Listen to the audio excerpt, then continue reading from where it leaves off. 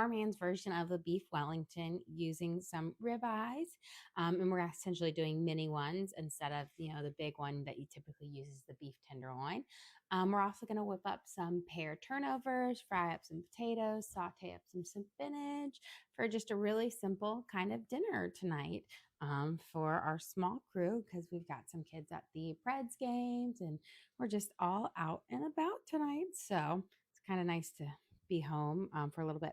But let's start by getting our mushrooms chopped up for our kind of our beef Wellington as well as our garlic. Now, for our mushrooms, you actually kind of want to mince them up fairly small so that you almost have like a mushroom salsa, just really, really fine. So I'm going to slice them all up and then we're going to chop them up fairly small.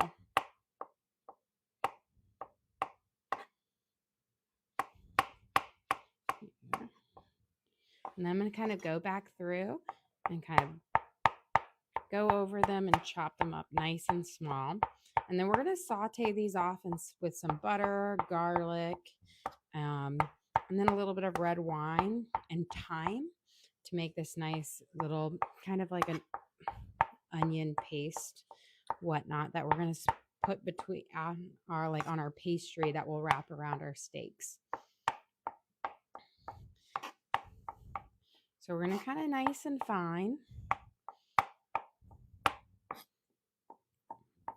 You could always put this in a food processor, but since I'm making just 2 kind of mini beef Wellingtons, it's just easy to do it with our knife here. And I'm just using good old portobello mushrooms, but cremini mushrooms are great for this as well. You have a question? Did you have a good Thanksgiving? We did have a great Thanksgiving. It was kind of crazy and chaotic, when any of the whole group, when we all get together, it's just loud and crazy and chaos. But it turned out well. The turkeys all turned out. I cooked the whole Thanksgiving dinner this year, so I was managed to get it all out on time with everything hot. So that's always a win. I smoked a turkey and I baked a turkey. I do have a little video that's coming of our little spread that I took at the very end. So I'll get that up soon.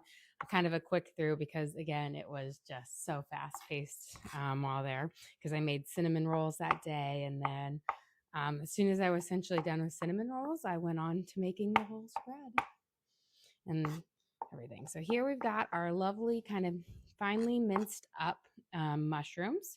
So I'm going to move them to the side and then we're going to do a little bit of garlic. That way I can have this garlic toasting in the butter. And that will add just a really great flavor to the steak as well. Because again, we're going to be putting this on our puff pastry that will be wrapping around the steaks. Now, typically for beef Wellington, you use a beef tenderloin. Beef tenderloin is like so expensive. And it's not always to find. Most grocery stores don't actually carry it. Now, Costco, you can typically get a beef tenderloin there or whatnot. But ribeyes work really well. A steak works really well as like I say, the poor man's version of a beef Wellington. And we're going to do it, it's going to look a little different, but it's kind of the same end product at the end. So let's mince up our garlic here. There we go. And then I'm going to be cooking this on my little plate, my little burner in the back. So I'm going to put a little bit of butter back here so that we can kind of cook up our mushrooms. And since we have a good amount of mushrooms here, I'm going to do about 2 tablespoons of butter. We're going to let that melt, and then I'm going to add in our garlic and let that sizzle. I'm going to grab, because I didn't set one out, I have a piece of onion in here. I'm going to mince up to add in there as well so that we have some nice onion in there as well. So it'll be good to use it up. A shallot would be the best to use, but regular onions. I'm just going to have this small little bit of red onion that I'm going to kind of use up for it, which will give it a little bit of the sweetness that red onions have on here. And I just want a little bit of that flavor. So again, we're just going to mince it up nice and small as well. But shallots would be the best for this. So we're going to mince this nice and small on here to make our beef Wellingtons. We've got our ribeyes over here. We've kind of had them patted dry. We're going to season them up here with kind of a little dry rub, and we're going to sear them off in our pan. And then we're going to cook our potatoes in those kind of drippings left over from the steak. And once our butter kind of gets melted up in there, we'll add in our onions and our garlic and then our mushrooms. Okay, we've got that. So we've got our kind of our veggies ready for right here. And you can see, keep it small, nice and minced. That way you kind of have this really fine minced kind of paste that's going to go around it. Good question. How many people did you cook for this week? So it was about 40 people, everyone kind of together for our Thanksgiving. So it was a pretty big crowd on there with lots of my siblings and my nieces and nephews and on there. So it was a large crowd. So I cooked 2 turkeys. We had 3 turkeys delivered.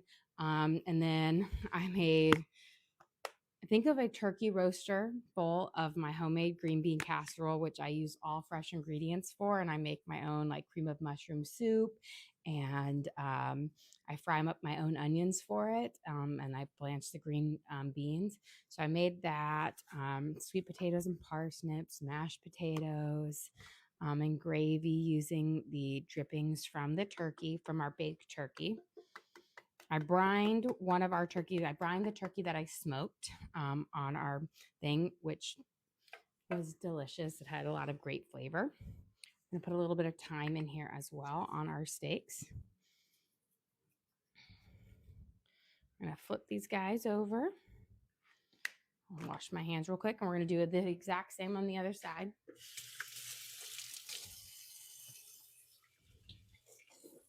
And then we always do peas and corn and rolls. A lot of like simple staples. I made my own cranberry sauce on there.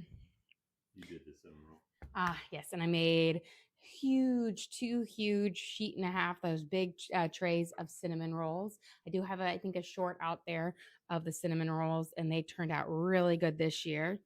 I actually, I always talk about how I like my electric oven over a gas oven, and my parents have a gas oven. And so I said this year, I'm baking the cinnamon rolls at my house, and then I'll bring them over because I know how it cooks here. And everyone's like, this is the best year they turned out. And I said, it's because I baked them at my house in my oven. So I knew exactly how they were going to turn out.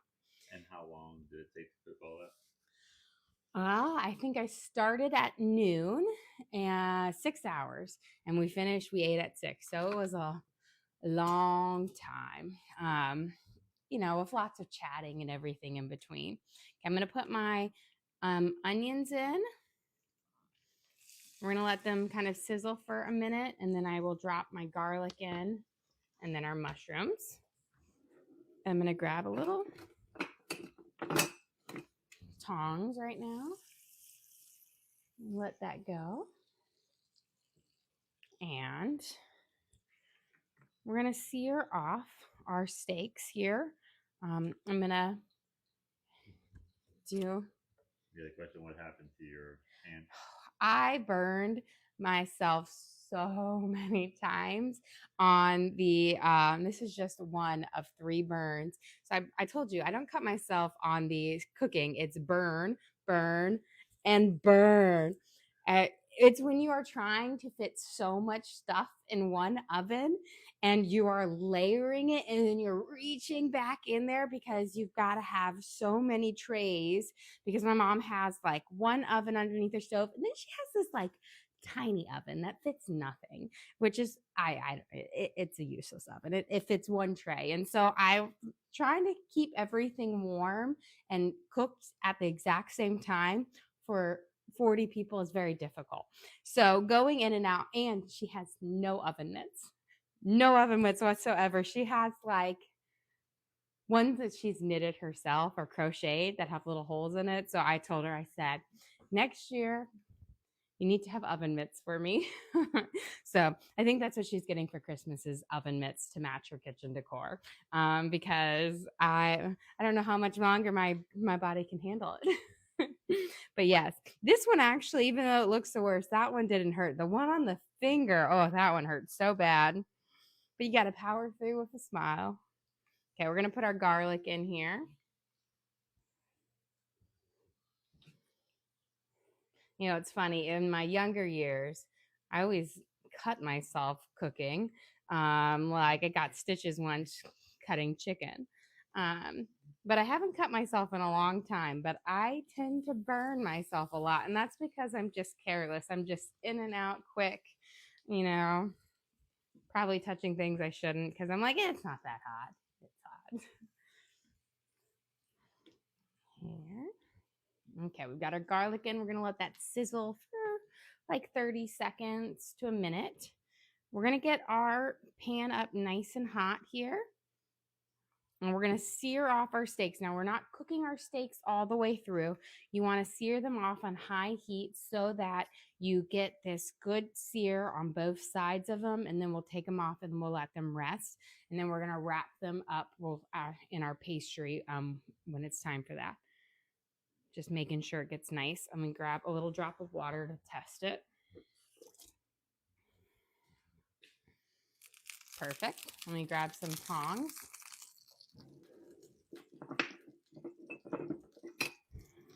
And again, I'm going to do this on about a 7 because I want a high sear on it. I don't want to cook it too long because it's going to cook in the oven.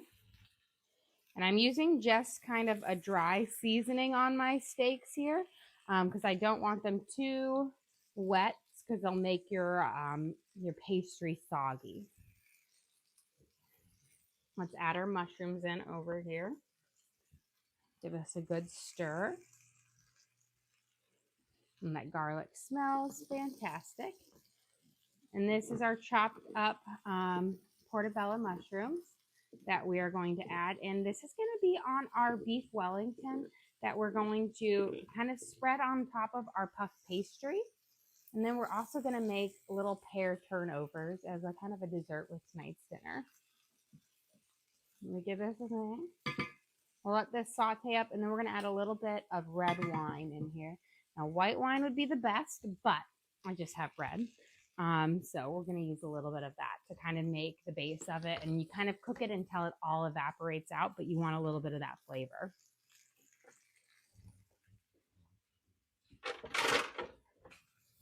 Okay. And then I'm going to prep my potatoes that we're going to cook in the kind of the meat drippings afterwards to kind of add some that meat drippings will add a wonderful flavor to it. Did you make any desserts for Thanksgiving? So we have a tradition where my stepdad buys a bunch of pies from the Puffy Muffin, which is this local bakery here, and he gets them every single year. But I did make one pie. I made a gluten-free pumpkin pie using gluten-free ginger snaps for my sister-in-law because she's a gluten allergy. So that was the only dessert that I made for Thanksgiving. Now I made a cake for my sister's birthday, which was delicious and wonderful. And then I also made some snickerdoodles and other little treats here and there. Made some, blueberry muffins. But that we had so many pies kind of delivered because by the time Thanksgiving is cooking down, there's not much energy left to make a whole bunch of pies for it because there's a lot of regular food to make. And have you ever made a traditional beef Wellington? I have made a traditional beef Wellington, and they are delicious. So it was actually the meal I made for my husband on our first date. Our first date at our house. It was our second date to go together, but it was the first time I had cooked him for him. So I made him a traditional beef Wellington because, I had to be all bougie and show off my skills. But I have made it. But this is a great way when you don't have like the nice beef tenderloin, which isn't always easy to find, this is what I call the poor man's version, which tastes very similar and is delicious. But it's ingredients you can just get at your local grocery store on there, because while beef tenderloin is fabulous, it's like one of the most expensive cuts of beef you can get. And it's not easy to get like a small one. At Costco, you get this huge one, which would be, it's just massive. But I know my daughter was asking for me to make like beef Wellington last week, and I was like, oh yeah, and then just time never happened. Let's see how these are. And then I'm just gonna kind of flip over and sear the fat vein off. That way you get it nice and crispy on it.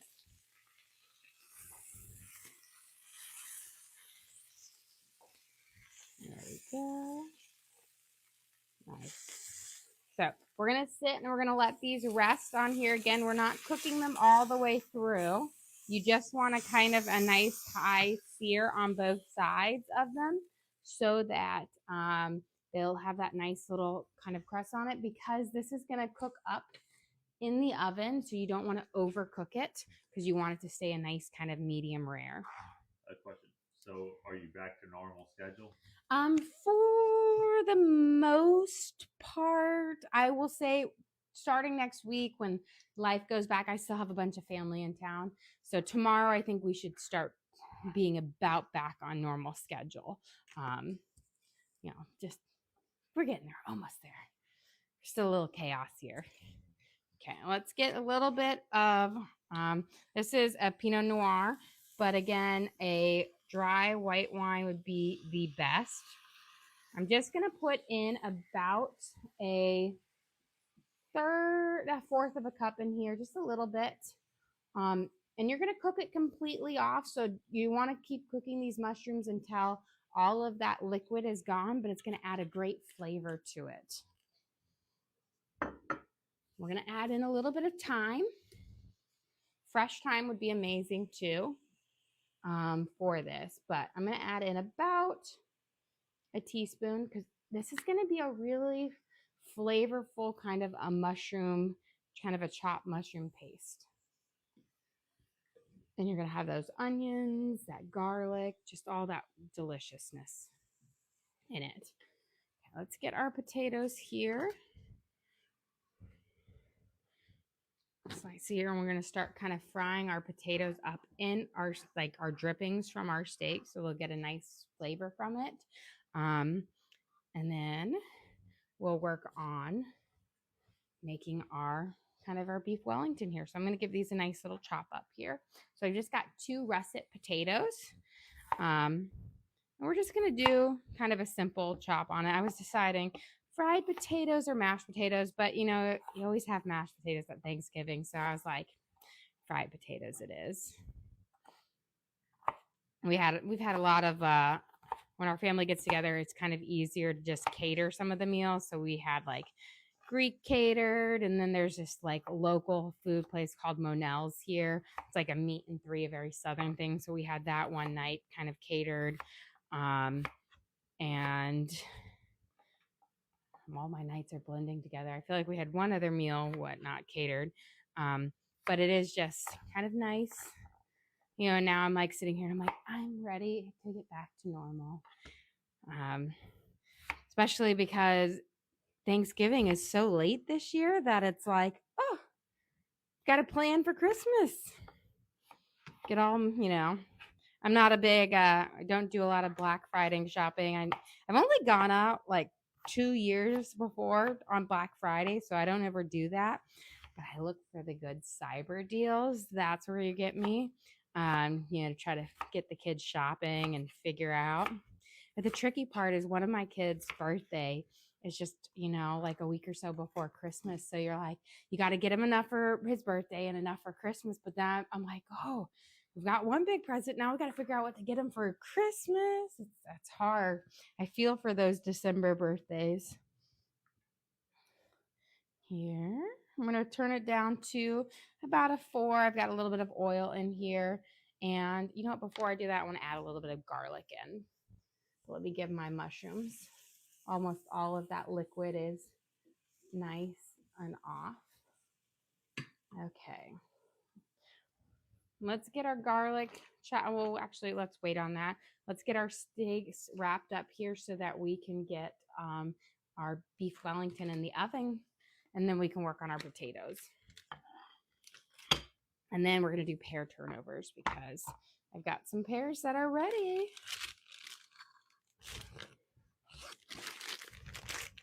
So we're only going to use 1 sheet of the puff pastry for these 2 Wellingtons, and the other one will be for our turnovers. Now, like when I did my turnovers before, don't just use a really thick, don't just wrap it up like this because it will be too thick for your Wellington. And then you're going to have the issue where it like the pastry doesn't crisp up. It just remains kind of doughy. So we're going to roll it out thinner so that it crisps up nicely. It's also going to allow it to kind of cook up a little bit faster in it on here.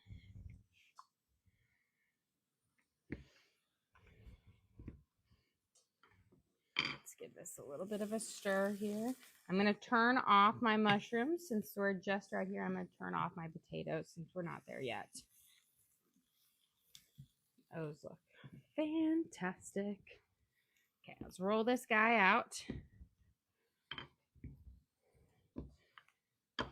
I know the first time I ever made beef Wellington, like back in high school, I didn't roll out my puff pastry, and it makes a big difference. So that is something you definitely need to do. You have a question? Do the kids eat mushrooms? They do. They, especially when they're minced up like this, the kids won't really know it. But one of my kids absolutely loves mushrooms like me. So because they're so delicious. But when they're like this, you don't even really notice them because they are kind of like a paste. So that just adds a lot of delicious flavor.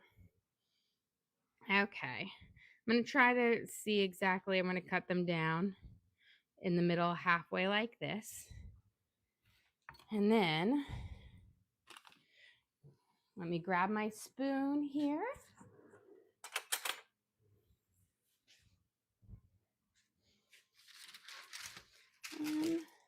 And I think I'm going to build them on my thing, and then we'll build one, and then we'll do it because once we put the meat and stuff inside, it's going to be kind of hard to move.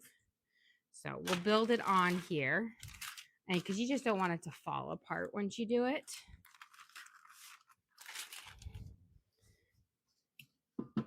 So I'm going to take about half of my little mushroom paste here.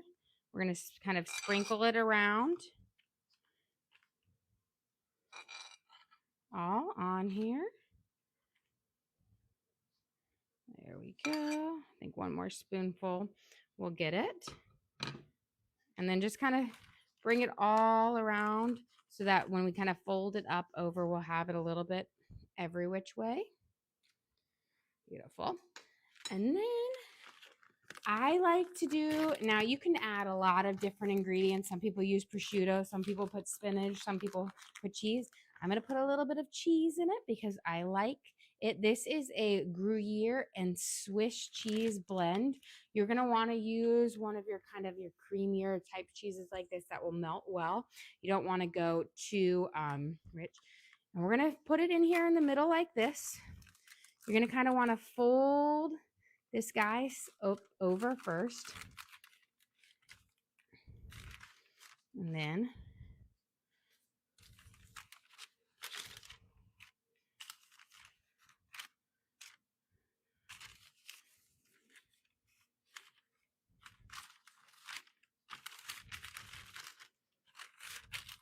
so we'll have that. We've got our first one made and kind of tucked under. You know what? That one actually moved fairly well. So, dude, this one on here. The parchment paper just creates kind of a really nice kind of base for it. So we're going to add this guy on. Put all of our little diced up mushrooms. And a lot of times I will also saute up spinach and put spinach in here as well.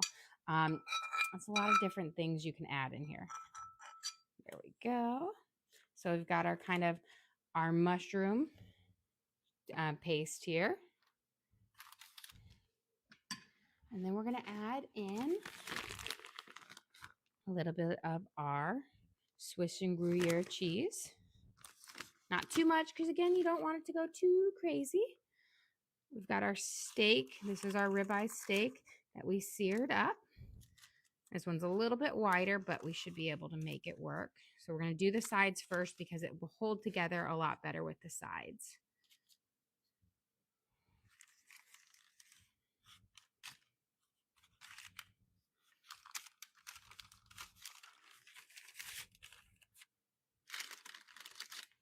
And then before we pop these in the oven, I do have my oven preheated to 425. We're going to add in 1 egg. We're going to brush it with an egg. So I'm going to whisk this up. And this is going to give it a nice shiny coat. So I've got our egg here. We're going to add in about 1.5 teaspoons of water. So I'm just going to add a slight splash of water. And this is going to give it a nice shine to the top of our thing. And we're going to cook this at 425 for about 25 minutes, 20 to 25 minutes on here. And that's going to cook our steak to about a perfect medium rare. It has a nice insulator with the pastry, so it's not going to cook as fast as if you were to put it in there, a steak on its own, because the pastry does act as a nice kind of insulator on here.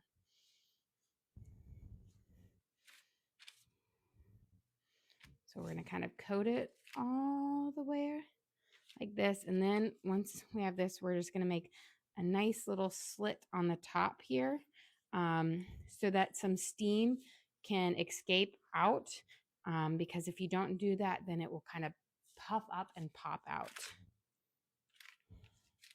And this is kind of our beautiful poor man's beef Wellington.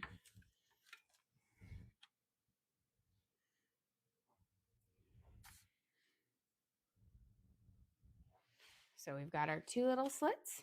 Let's go pop this in the oven.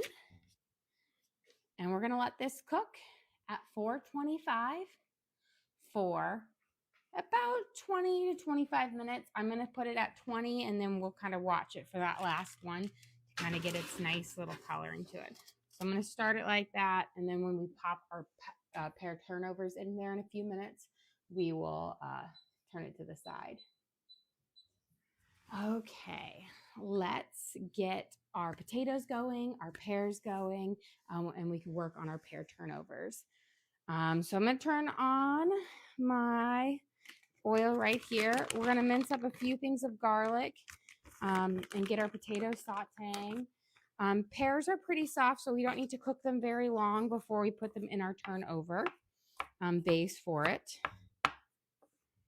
And I'm just going to spice them really simple with brown sugar, a little bit of cinnamon, and a splash of vanilla, just for this nice kind of sweet flavor to it, but nothing too overpowering. Here.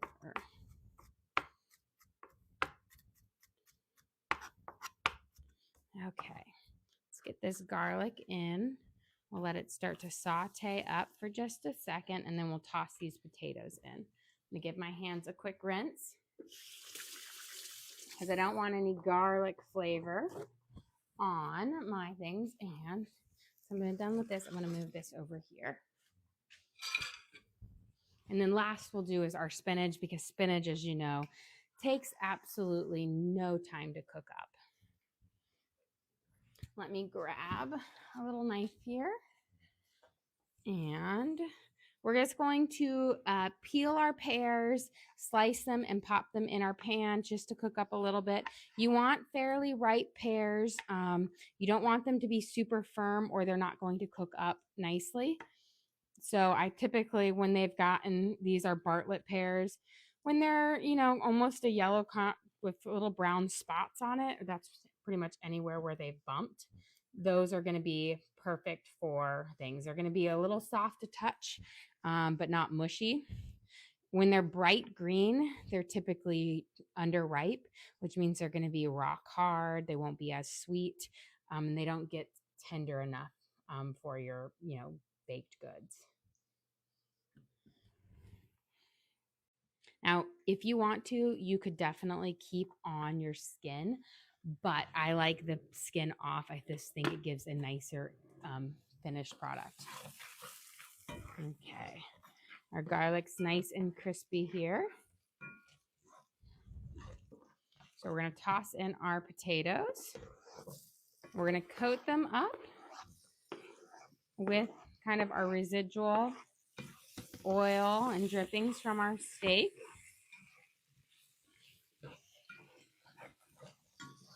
And the garlic smells fantastic. And then I'm going to get my lid out here, and we're going to kind of steam cook the potatoes. That's going to allow them to cook up a little bit faster and soften up so they'll get crispy, but also tender all the way through. That way it doesn't take like 30 plus minutes to cook these potatoes. But I'm going to kind of flatten them out. And then at the very end, we'll add a little bit. We might add a splash of butter, and then we'll season them up, but not until the end, or those spices will dry on it. So let me grab my lid here. And let's finish up these pears. But again, if you don't mind the skins, you don't have to peel them on them. Their skins are much more tender than an apple. So they're not as like intrusive when you're eating them in a baked good. They're very, more delicate. Now, if you're going to use like an Asian pear, then that is a skin you're going to want to peel, because that is more of like a sandpaper texture.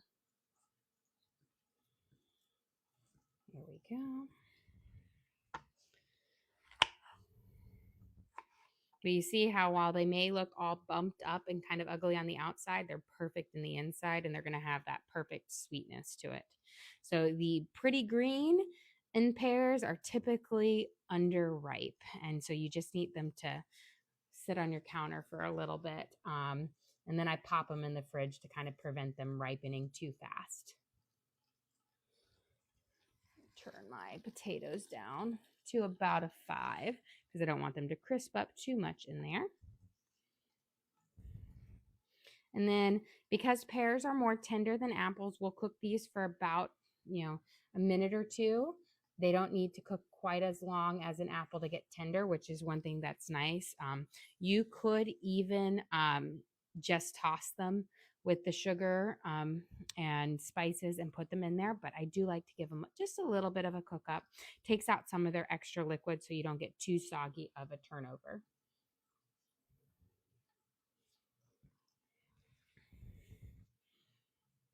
Okay, I'm going to turn on my back burner to about a 6 just to start them kind of sweating out some of their juices. And then we'll add in our brown sugar. Also, pears are sweeter than apples, so you don't need quite as much sugar to get that sweetness, which is nice.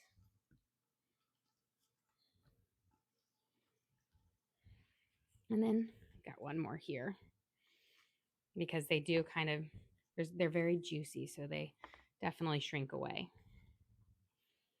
And then we are going to roll out our puff pastry, fill them up with our deliciousness. And I'm going to make 4 with this because the second sheet of my puff pastry makes 4 turnovers. So if you wanted to do a full one, it would make 8 turnovers. And I will say turnovers are one of those things that are always a crowd pleaser, but they're really pretty easy to make. You have a question. How long do you leave your pears out to ripen? it's really going to be based on how they look and feel. So I typically look till they have kind of a little bit of a soft touch to them where they have a little give when you give them. And they go kind of from that bright green to that more of that yellowish on there. And if they've have any nicks, those nicks turn a little brown. So it's more of a feel. Sometimes you go to the store and your pears are very underripe. They're like rock hard, and they might take a week or so to get to that point. Sometimes they just need a day or two. So it really depends on your pears. It's really hard to say because it just depends on what stage you bought them at the grocery store. And some stores, it's like they picked them super early. Okay. We're going to put in just about a half a cup of brown sugar. I'm going to put a little bit more since I didn't pack it down. Again, you don't need as much because pears are a little bit sweeter than apples.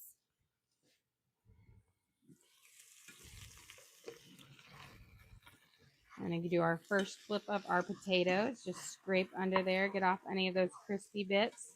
We're going to flip them over.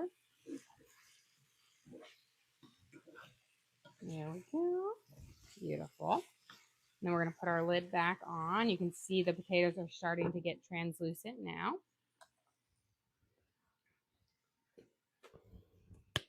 We're going to add,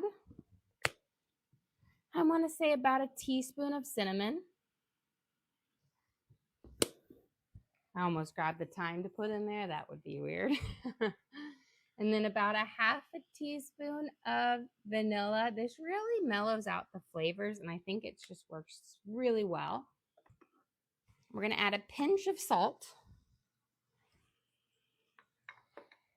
And we're going to have a little pat of butter here.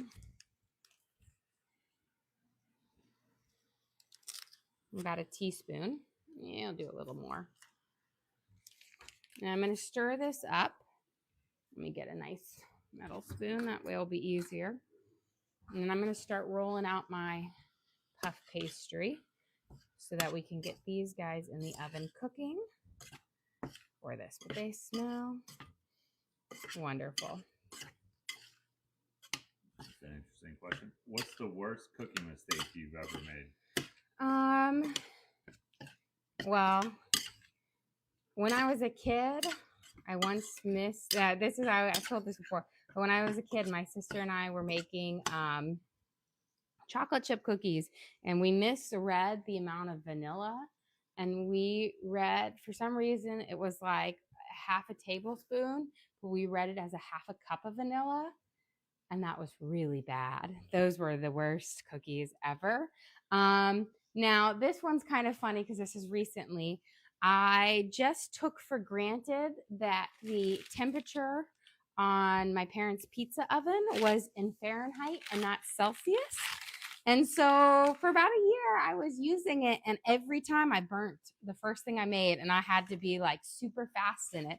So I was like cooking things at 600 degrees Celsius, which is like 1,000 degrees Fahrenheit. And it was pretty interesting on there. But that one, I burnt a lot of food over the last kind of year. And then my husband pointed out to me that the big numbers in red was actually Celsius because it is an Italian pizza oven. Makes sense that it would be in Celsius and not Fahrenheit. But I just didn't even think that far ahead. I just assumed the little ones were Celsius. So, we still had lots of edible ones, but there was a lot of burnt food. And it was always the first one until I kind of like magically knew how to leave the door open wide enough of the pizza oven to prevent it from burning. I'm much more consistent, and it's much better now. That's a big difference on there. And then I will say one time I was doing a Swedish recipe, and I mixed up the deciliters with some measurement things. And that didn't turn out because it was a metric system and we had these little measurement cups. And yeah, it was fun times. Okay, I'm going to cut this into 4 squares. Here we go.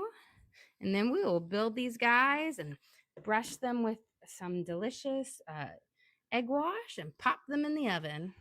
Marianne Sanchiga. Well, thank you, Marianne. We appreciate that. Here we've got kind of this nice sauce forming for our pears. I'm going to get my baking sheet over here.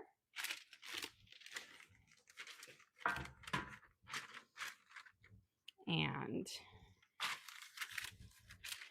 I'll do one at a time and then we can kind of transfer them over. Turn that down just a smidge. And we'll get these in here and then we will start up. So I'm going to turn this guy off.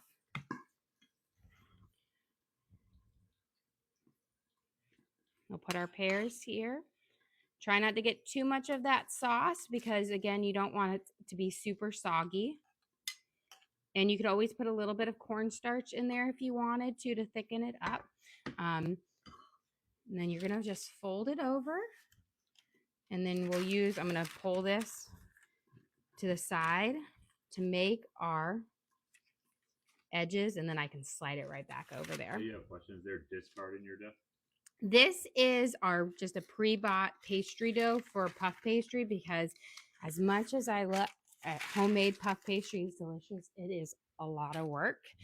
And tonight is an easy, kid-free night for us, so no extra work on there. But when I do a lot of my other baking, I do use a lot of discards and stuff for it. But this is just that good old Pepperidge Farm, which I will say it gets you pretty close to homemade. You know, the amount of work it takes to make homemade puff pastry, this is a great substitute. And, you know, I'm always typically big for the homemade, but there are times where I'm like, is it worth the effort? And this is one of those ones where I'm like, this is a good go-to. Do you have a video of homemade puff pastry? You know, I haven't done it in a while, so I might have to actually do a video. I keep saying I want to make my Danish pastries and then I make my puff pastry for that. So maybe over winter break, I might actually get that up and going because it is so good. I'm going to flip my potatoes here. Oh, beautiful. We're getting our nice crispy edges on them. Gorgeous. These are about 10 minutes out from being done. Beautiful. Okay. Let's get our puff pastries in the oven so we can finish up. Okay. I'm always like, gotta remember how to put them each on.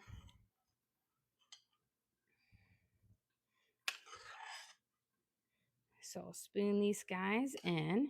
Now I'm doing it with pears, but you can definitely use apples. Really like blueberries. You can make a little blueberry compote in here, strawberries.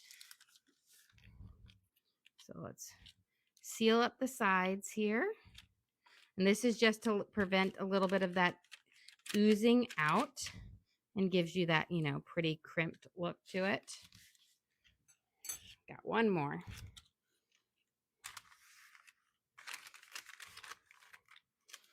I'm always like, how? Let me figure out exactly how I'm going to fold it here. There we go. Has your elf arrived yet? Not yet, but he's got to make an appearance as soon as. So over Thanksgiving, my kids all go over to my parents' house for the whole week because all of their cousins are there. So it's been kind of quiet and calm here when we get home at midnight. But Evie will be expecting it the soon as she comes back. she'd been petitioning for it to come early, and I was like, if you maybe write a letter to Santa, but she didn't. So I was thankful because there's a lot of work in that. And I think Teddy is going to be really interested into it this year. We'll see if Jack understands it. I think he's still a little bit young. Okay. We slide these guys out. Let's brush them with the egg wash. That's again going to give them a nice shine to it. We'll peek in on our beef Wellington that we have cooking and see if they need a few extra minutes or if they're getting close to it. We're going to get these guys in here. And these need about, I want to say like 15 minutes max, sometimes a little less on here. We make our little slits so again, they don't puff up too much. Brush a little, forgot one little spot right here. There we go. We're going to pop this in here. Then we're going to work on our spinach and everything. Let me grab my oven mitt here. Our puff pastry are looking pretty fantastic here. Look how beautiful on our beef Wellington. I'm going to slide it down and have it underneath for it, but look how just gorgeous this is. It's got a nice thing. I'm going to slide it underneath and I'm going to put this one on top. And I'm going to, I'm going to put maybe 2 more minutes on that one because I want it a little bit more golden around the edges. Then we'll take that out. Our puff pastry, we'll add a little bit more time on there when it's on there. It needs about between around 14 minutes to cook up for our puff pastry for the turnovers because you're waiting for it, but we rolled it pretty thin so it cooks pretty quickly. We're going to finish our potatoes with the lid off here, and then we're going to work on our creamed spinach here in just a second. Let me slide this guy over here. So we're going to do, this is one of my favorite ways to do spinach. We're going to use a little bit of garlic. We're going to mince it up. And then we're going to kind of saute the garlic and a little bit of butter. And then we're going to add in our spinach little by little until it's nice and sauteed up. And then we'll add a little bit of garlic salt and we'll finish off with some Parmesan cheese. Now, spinach is one of the last things you want to cook because it takes hardly any time. So don't cook that first. Always wait till the very end because it is very quick going. And then we are going to season our potatoes here in just a second as well.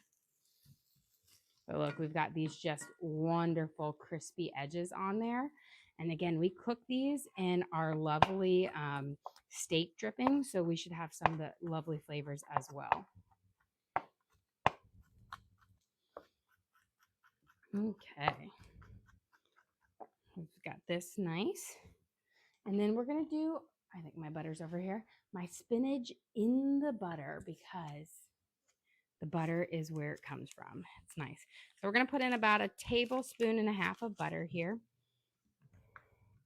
I just find that olive oil, I like to use olive oil in most of my cooking, but it doesn't give the spinach the right flavor on here. So you really need to use the butter. And grab a pair of tongs. We'll give this a good little swirl around, kind of melt it out. And then we'll add in our garlic. Beautiful. And I have it over, right now I'm going to kind of heat it up over about a 5. And as once we get a good coat of the melted butter in, then we can add in the garlic. Don't just throw your garlic on your skillet until you have a good layer of melted butter because garlic is pretty delicate in that it will burn really easy on a dry skillet. So we're going to add in our garlic here so it can start to saute. And I'm doing a good amount of garlic because that's the flavors really what make the spinach shine. And if you have pine nuts, that's also something that's really delicious for this as well. Okay. Now for our potatoes, I'm kind of sticking in the flavors that our steak has, or that but the steak we seasoned up inside our beef Wellington. So I'm going to use some thyme. We're going to sprinkle, and I'm going to not mix them in yet because I want them to kind of steam up first. So we're going to do about, a half a teaspoon of dried thyme. We're going to shake a little bit of garlic salt over the top of this, about 3/4 of a teaspoon. And then a couple good shakes of black pepper. And then we're just going to let it steam up here. You have a question. Could you use pine nuts instead of garlic, or could you use both? I would use both. So pine nuts are what I add in there to add a little extra texture to it. It just gives you a little crunch to the spinach, so that it's not there. I'm going to take my beef Wellington out here, my poor man's beef Wellington.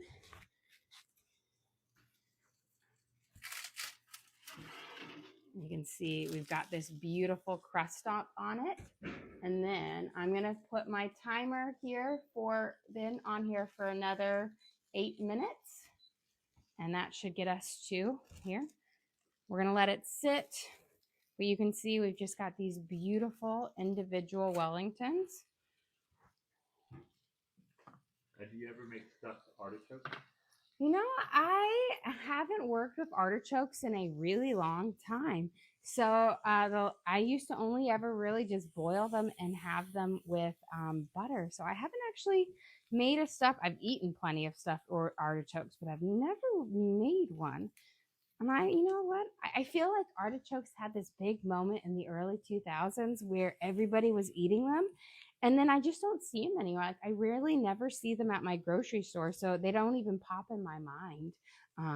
So now you made me think about artichokes and wanting to do them. So I might have to adventure into that, because that was something I always made all the time, was just you boil them and then you dip their leaves in this lovely like garlic herb butter. Okay.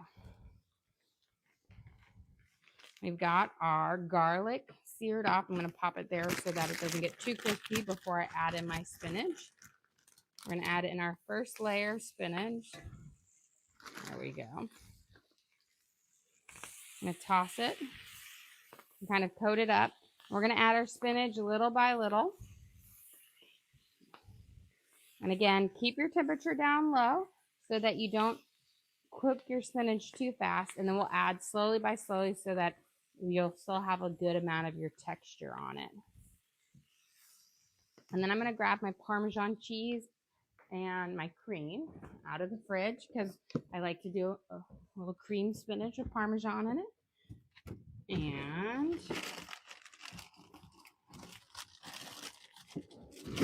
there we go. Got it. I'm like sitting here and I'm like, oh, I've got to do grocery shopping.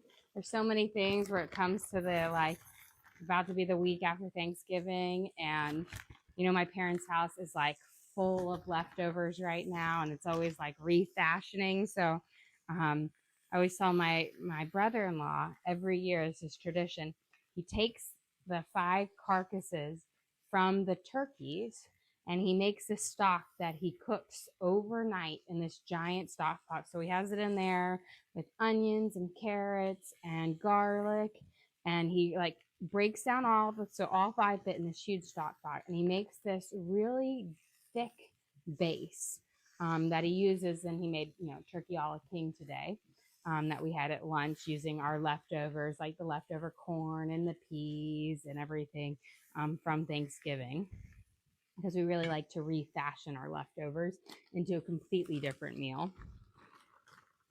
Let's get these guys in here.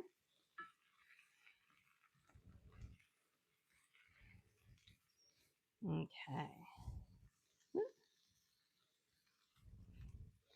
Take one and goes in there.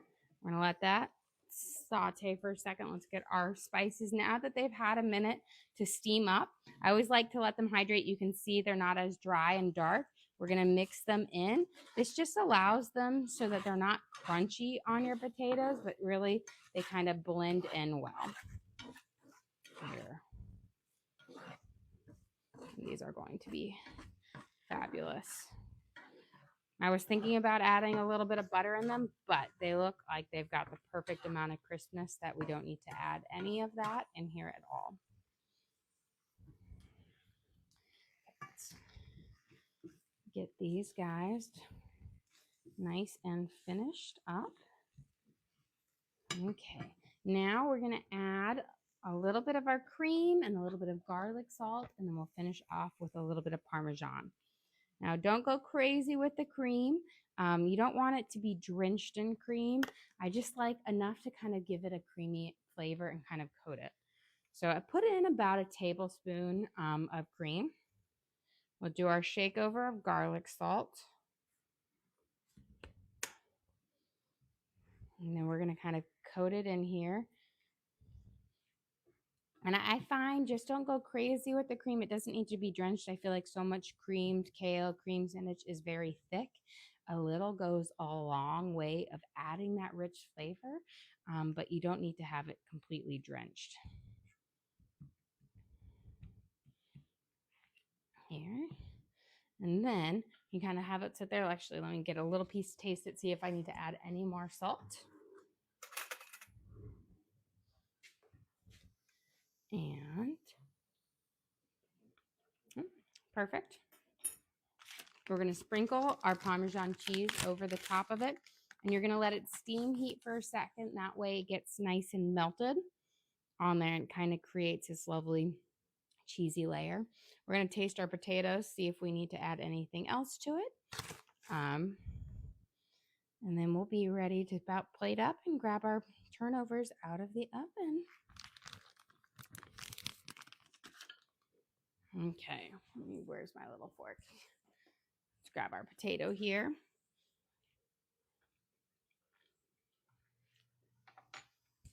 I'm going to add a pinch more garlic and a little bit more thyme. Pop that in here, and then let's start getting set up for ready to serve up here. Let's mix this in.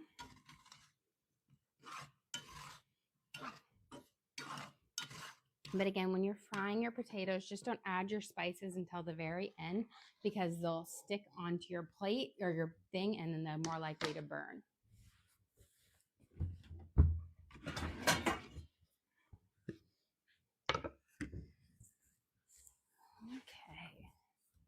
Get ready to serve up here. We've got about 1 minute left on our